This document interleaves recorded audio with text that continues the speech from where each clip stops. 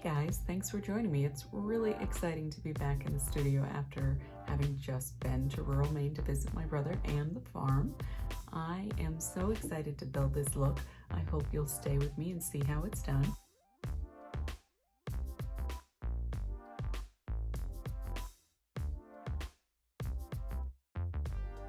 Hello, welcome to my channel. It's Nicole from Nicole Beauty Co. Today we are going to be discussing the ABH Norvina Mini Pro palette, and this is going to be volume 1. This is $29 at Sephora. It consists of 9 pans. Each pan has 1.1 grams for a total palette weight of 9.9, working out to a per gram cost of $2.93. I am really excited. Let's dive in.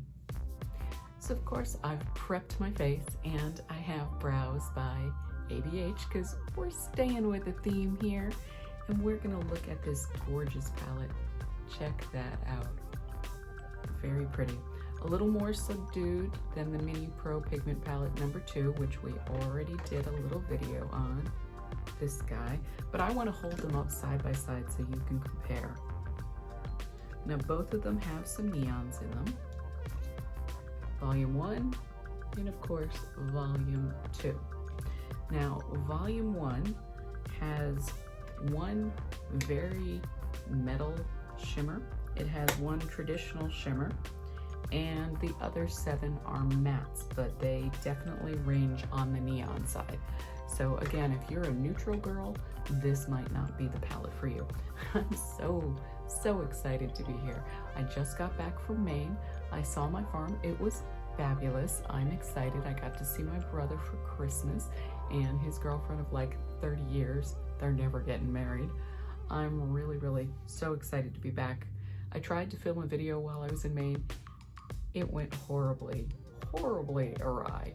I was in my room, my own room, because I'm awesome, and when I chose to paint that room, it was bright yellow. And over the years, that kind of lemon yellow, actually not unlike this color, I don't know how well you can see that with the studio lights, it has turned into this color and from this color.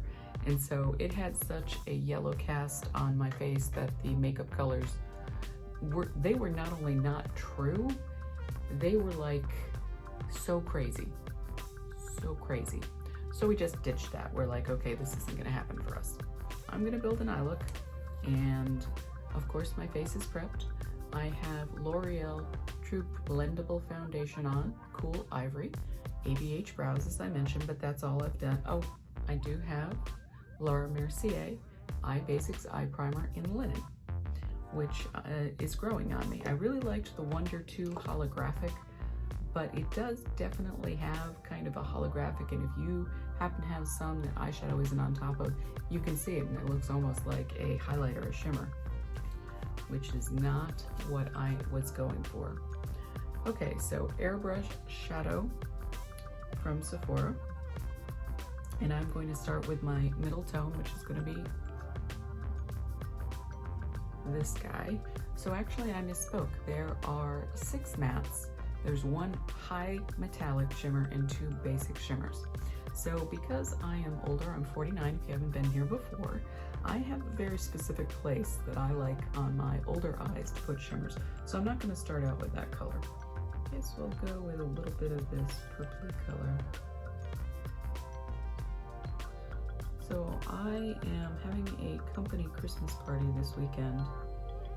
I'm really pretty excited about that. So I'm taking the flat crease brush, I am dragging towards the middle, and this reminds me a lot of the volume 2 in that this particular color, this pink color, is definitely more neon than not.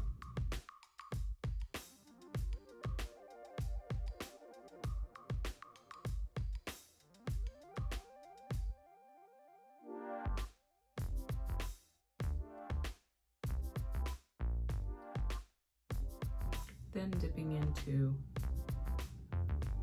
we started out with this, we're dipping into this purple color. Maybe it's closer to violet. I'm just coming up to the middle and meeting that pink. But I'm not terribly concerned about blending it because that is directly what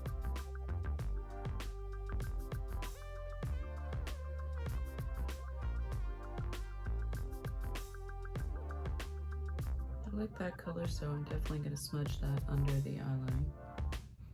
And taking a fluffy crease brush that happens to be from my Sephora Pinrose, I'm keeping my fingers way at the bottom so I'm not choking up, and I'm doing the lightest little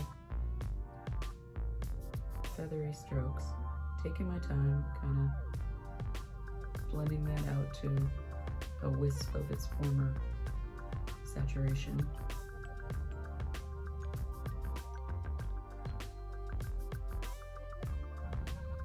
A lot of times I really feel like that is the key to getting good blends. You know, it isn't a matter of the brush you use. A lot of times it's a matter of the pressure. And so a lot of times I go too fast and I forget to kind of take my time because I'm just in a hurry. I got things to do, I got places to be.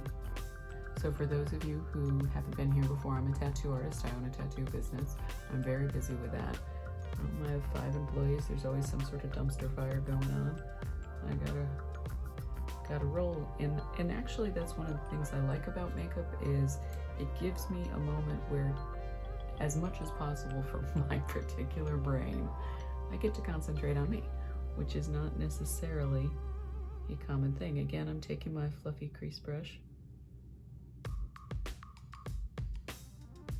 and gently diffusing and dispersing the edge. So if you guys are being challenged by blending, I know one of my subscribers said that they didn't feel like they got it right. Put on your makeup when you have absolutely nowhere to be. That way, you don't have any time pressure in terms of your blends. Get yourself a good set of blending brushes. They don't have to be expensive. And just literally try on your forearm first, and when you feel like you have the motion that you like, move on to the eye.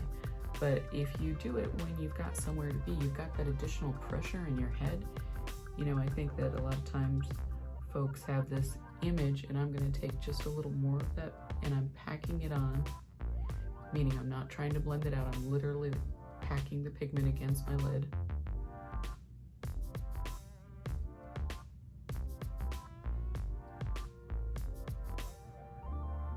When you have that pressure, I really feel like it affects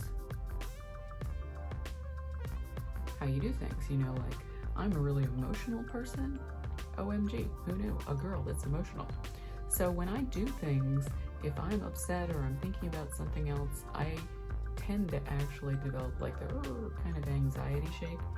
So that is not an ideal time for me to be trying to do something precise, because it doesn't work out. Same thing, I'm just going to the other side. I'm trying to pack on that purple, making it more opaque. And when I pack, if I'm paying attention, which I'm not always paying attention, but I try to start in the middle and kind of fan out so that the most product goes right in the middle. And as it fans, even though I'm doing a pat, pat, pat motion, it's just spreading without necessarily diffusing too much.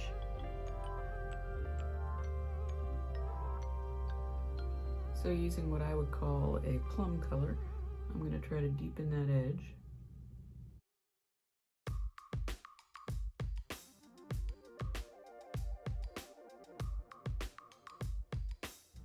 And using my small taper blending brush, what do we got here? E45 from Sigma.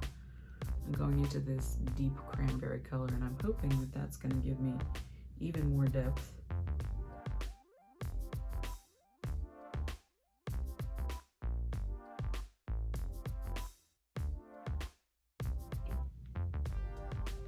So I'm kind of creating the V for the cat shape, and I'm trying to not really go too close into that corner. So I can tell you I feel this formula is buildable, which is a plus. I think the colors are pretty true to the pan, which is helpful. I do have a little bit of fallout in the palette itself. Hopefully you can see that, but nothing I would consider, you know, beyond the veil of acceptable.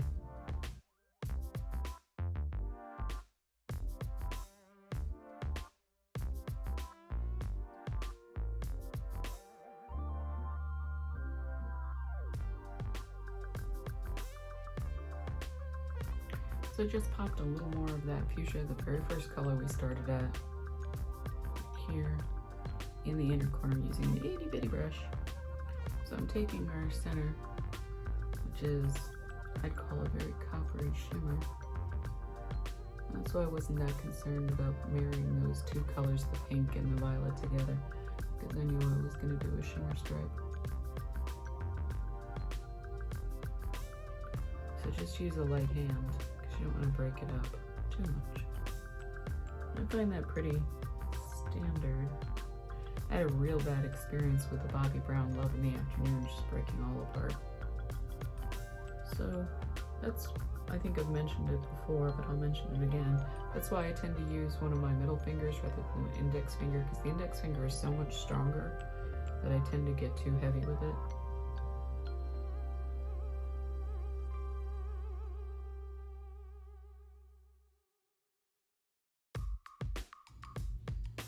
Here we go. Now I'm starting to be able to see the payoff that I want. Alright, so taking a fluffy brush, I'm just kind of diffusing the edge a little bit. And that's the end of that for me. I'm going to clean up my edges here, and I will be back with my finished look. I'm going to do mascara, blush, loose powder, little mascara, a little bit of lip treatment, and I will show you the final look and give you my final thoughts.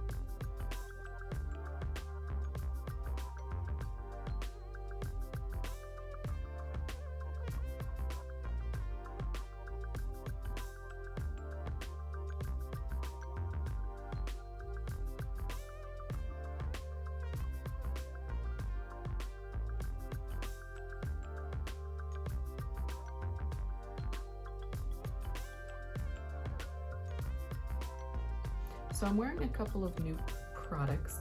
I have Kat Von D's Studded Kiss lipstick, and this is in LUV, and I think it's real pretty, but I did have a little bit of a tough time putting it on my lips. It wasn't as glidey as I would like, so I'm very interested to see how it wears throughout the day. I am also using a Sephora long-lasting eyeliner, and this is in dark brown 06, and I think I could have gone black with this look, but I wanted to see what a dark brown would look. I haven't used a dark brown in years, so there's those things. And just to show you the lipstick, here is that lipstick. So forgive that my fingers are swatchy, because I did go swatch all of the colors in the pan. So overall, what do you guys think? Let me know in the comments below. Hey, we are going to do swatches.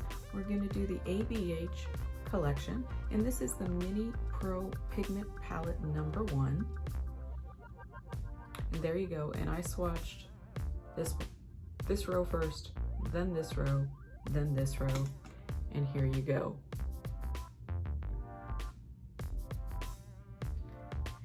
And I think they look really nice. Final thoughts. I feel like this is good value if you like the color story. I feel like the colors are blendable. I feel like they're very intense, highly pigmented. I didn't get a ton of fallout either in the pan or on my face. I felt like it was a really nice, really pretty, very vibrant palette. These are super, super bright colors, and if you are not into bright colors, this is going to be tough to work into your life as anything other than a bright. You could try it with a neutral, and one of my subscribers suggested that, and I am going to try that. so don't feel left out. But I think it would be pretty tough to make this a straight neutral look. Now this particular shimmer, I used that as a highlight on my cheeks, and that is the one that I did get a ton of crumble from. So just bear that in mind. I don't know if I was being heavy-handed because I was using a highlighter brush, but I did get a ton of crumble. And of course, one of the things I like about these palettes, and I think is really cool, it's very easy to do a color story just by hitting the stripes. And I like that in a palette. I am an artist and I'm great with color, but I'm relatively new to brights. I used to wear neutrals all the time, so it's nice that I don't have to struggle too much for that. So generally speaking, if you like brights, I'm definitely gonna give this a 2 thumbs up. If you're not into brights and you think you're gonna dull out these colors or they're gonna be less intense on your skin than in the palette, that is not the case. But they are buildable, they are blendable, they are beautiful, and for those reasons, I'm gonna say they are a great addition to my personal wardrobe. Now, I can see myself using the volume 1 more frequently than the volume 2. I feel like the volume 2 is going to be a little more difficult for me to work in my everyday just because it's got a lot of greens in it, and I just don't tend to reach for green. I don't have anything against green. Maybe I should reach for it more, but that just doesn't tend to be the way it works out. I just don't reach for green a lot. So my final thoughts on the Sephora Long Lasting Eyeliner. I have, of course, not done a longevity test. My makeup is fresh, but I thought it worked almost exactly like my ABH liquid liner. So I have high hopes for that because this is significantly cheaper. Every product on my face I'm going to list in my descriptions as always. Now, the Studded Kiss lipstick in the color Love from Kat Von D Beauty. I think it's a beautiful package. I really like the package. I like the color. I don't know how well it's gonna last because again, my makeup is fresh. The only thing I didn't like is I felt like it didn't have quite as much glide as I would like. If you looked at a glide scale from F being failing and A being perfect, I thought it was a C. It just didn't quite make the B level, which is what I expect for my cosmetics. But like I said, maybe it'll be super long lasting. I don't know. I'm gonna find out today.